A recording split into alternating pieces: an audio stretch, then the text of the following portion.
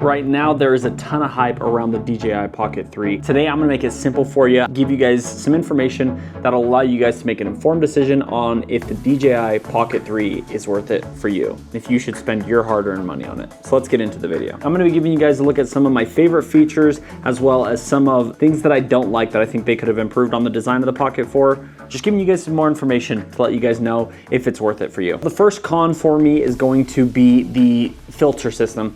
In not being able to put these filters on, basically they're magnetic, which I think is great. It's totally fine. They're pretty strong magnets, so it's gonna take a lot to get them to fall off. But I just think that with them not being able to stay on the lens or on the camera with its shutdown sequence, so basically anytime you power it down, it's going to shut down and that camera is gonna basically fold in. But these guys will get knocked off and they'll usually not fall to the ground, but they'll just slide off the lens. So basically you have to take them off every time. They do sit right here inside the case, but basically every single time you have to pull these guys off and throw them into the case. Inconvenient. I think they could have improved the design, just opened up and give you a bit more clearance so that those filters and wide angle lenses could just stay on all the time. My next con is going to be the battery system. They have a non-replaceable battery in the unit itself. You can buy the extenders, but no replaceable battery in the unit itself. I think if they would have had something like the DJI Action 4s or like a GoPro where you have interchangeable batteries, that would have just helped you be able to be a bit more run and gun and get more time. Although it does have a 16-minute fast charge up to 80%. So it is pretty quick, but you know, if you're on the go and you're on the move, you might have to carry some extra portable chargers with you just to get that charge back into the device.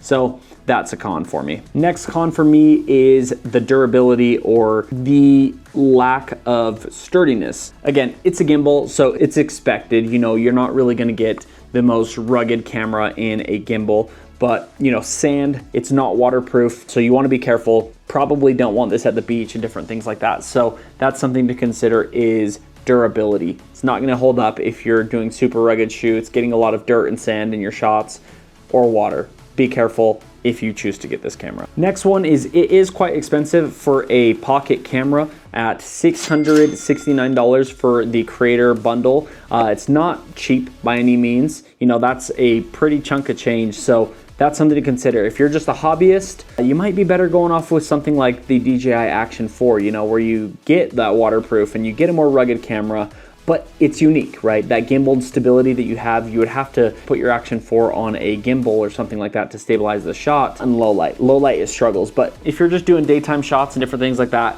you might want to consider the DJI Action 4 over the Osmo Pocket 3. Next is the user interface. For somebody that struggles with interfaces and you don't like, you know, a small screen and having to push little fine buttons and things like that, you might not love the interface. There's a lot packed into this 1-inch LCD screen. Swipe from left, right, up, down. All these are different menus all over this device and buttons everywhere. So that's something to consider if you just are run and gun and you don't want to worry about little settings everywhere. So it's a pro and it's a con. I love the flexibility to be able to customize my settings and get exactly what I want out of the camera.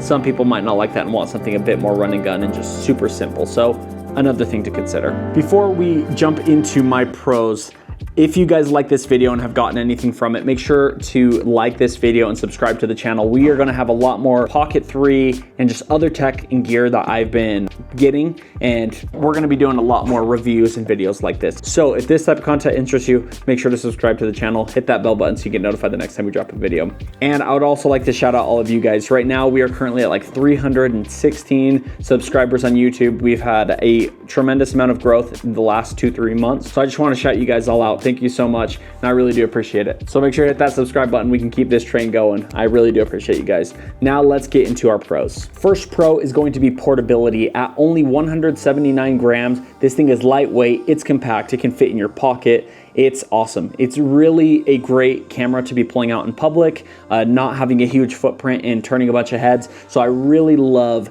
the compact form factor of the DJI Pocket 3. The next pro is what you guys are seeing right now is going to be the tracking of the device. So you can see right now I have basically my eyes set on that upper thirds line and it's gonna keep me there wherever I move. So the next one is tracking. The tracking on this thing, it's super awesome to be able to just know you're gonna get the shot and you're gonna have your subject where you need it. Sometimes for people that haven't shot with gimbals before, like on, mirrorless or, those big gimbals, it's tricky. It's not as easy as you think to actually keep your subject and have your motors at the right speed and your gimbal set to the right speed. A lot of people struggle with getting the subject in the middle of the shot or where they want it. So to be able to have that tracking, it's just money. It helps you stabilize, and then you let the camera do the rest and keep your subject where you need it.